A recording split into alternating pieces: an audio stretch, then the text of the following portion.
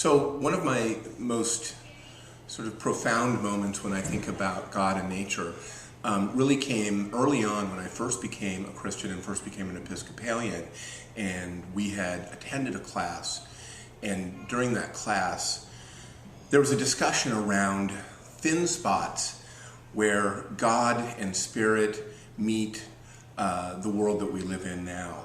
And that was something that sort of resonated with me, and I can remember driving down a country lane in Maryland during fall, and the dappled sunlight coming down on the lane, and it was just the beginning of fall and the leaves sort of coming down gently, and I always felt like that was truly one of those thin spots where you really had the opportunity to connect directly with God and Spirit.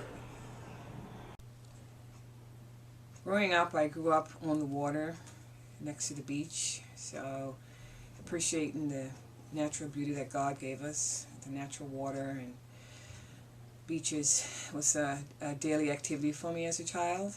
A recent memory I have that shows the power of creation and is very meaningful to me is as I was walking along the Sound in New York with my kids, climbing on the rocks, we found tidal pools, and they were just teeming with life. All sorts of different creatures and mollusks and other things, little animals, and it's just amazing how much life there was in this little pool of water that comes and goes with the tides, and just how dependent nature is on the balance that's been established. And for me, that was a really meaningful experience, and to experience it with my kids and show them that and them show me what they find was really powerful.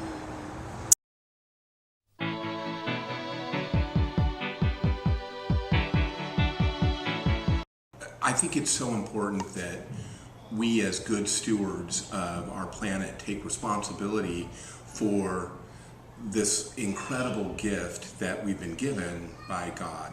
And so for me, that's what it's really all about, that God has asked us to take care of each other and to take care of the planet.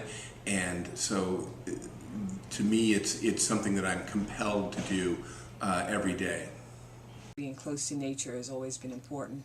You know, every morning I walk or jog into the fells and love the nature of the trees and the water and the God-given natural beauty that's around us, and I feel blessed to experience that on a daily basis. So it's part of my daily life, and I hope that we can learn to preserve God's nature in everything we do.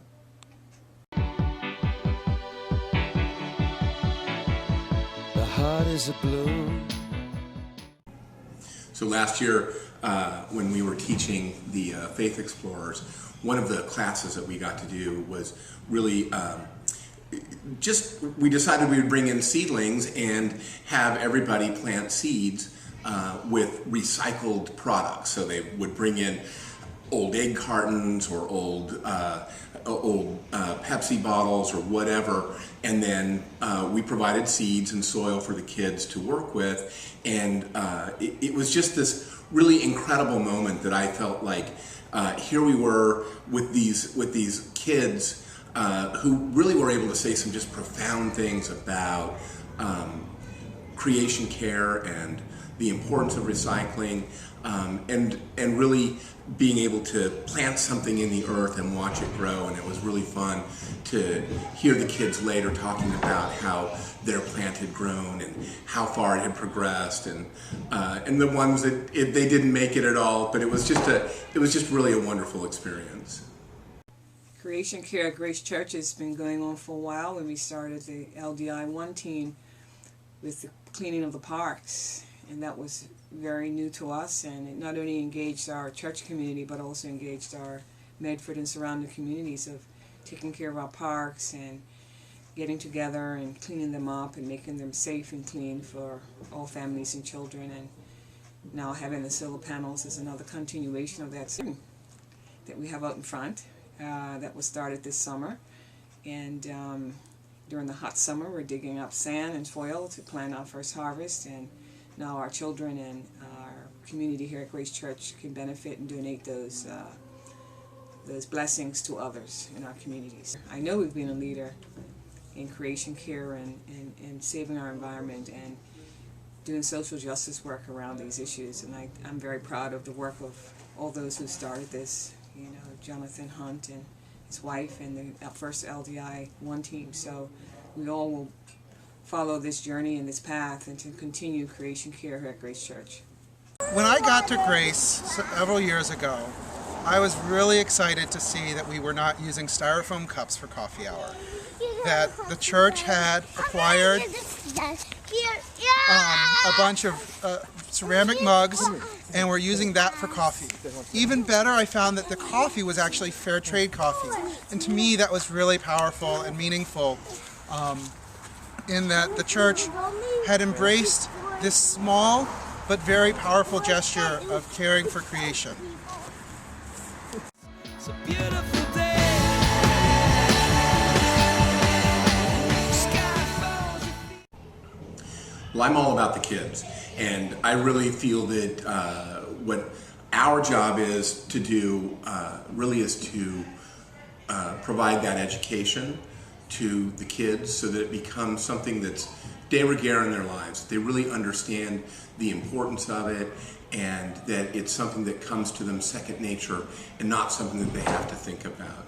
I know as a kid growing up, being careful with our world and thinking about our resources was not something that was part of my experience. And so I think Grace Church is already doing a great job, but I just would say keep that focus with our kids because that's where our future lies. Grace Church has done a lot already of big projects to care for creation. We've recently gotten solar panels on the roof.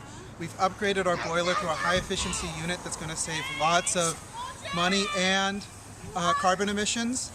And we've upgraded lighting to LEDs and compact fluorescents. So we've done a lot, but there's a lot more to do. There's still some things around the building at Grace that we can do to improve the footprint of the church itself.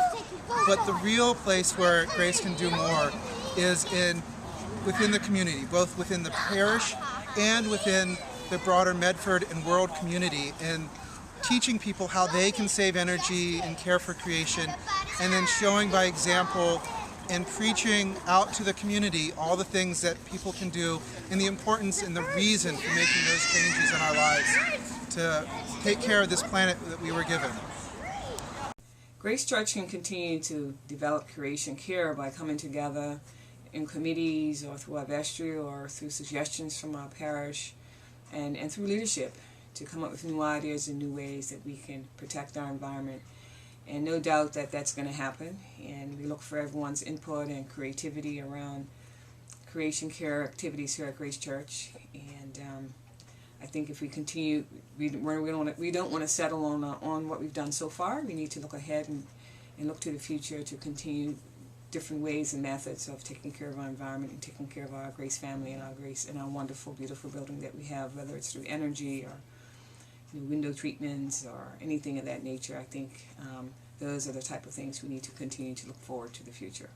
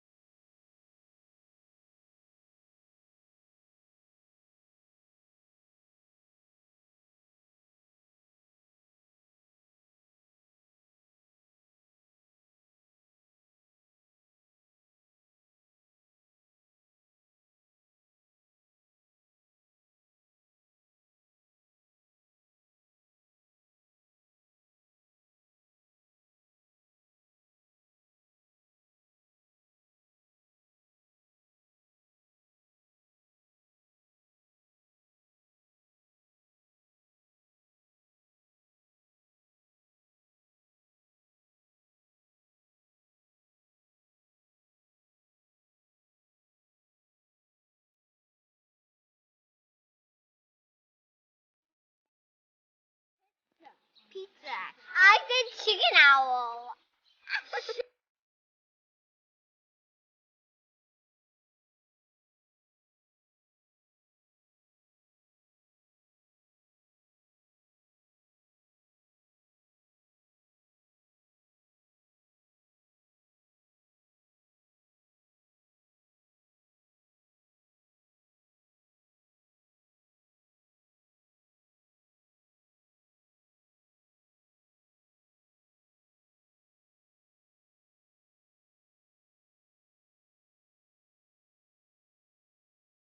So now we'll take a moment and offer our prayers to God, especially in sight of the cemetery. So let us offer our prayers to God for all those who are in any need, those on our heart,